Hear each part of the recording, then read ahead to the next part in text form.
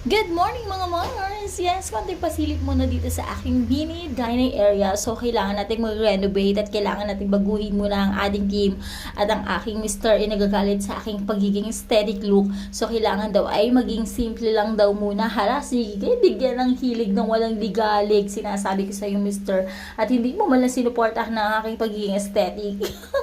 O yan, for the hirap muna ang person natin for today's video. So, kailangan natin bigyan ng ang hilig ng mister. At sige, nasabi ko sa iyo, mister, ay ang aking paghihirap na ito ay may kapalita. Talaga man nakikita ko mga Mars. Medyo nakikita ko na may kagandahan na napapala ang aking pinaggagawa for today's video.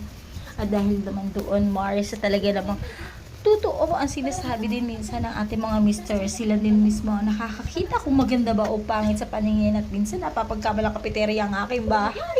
At pag may bisita ako, akala nila yung mo-order sila sa akin. Kinuha pa nila akong waiter, waitress. Apa nakikita nyo naman talaga. Kaya ang asawa ko naman ay gusto papalitan ang ganere.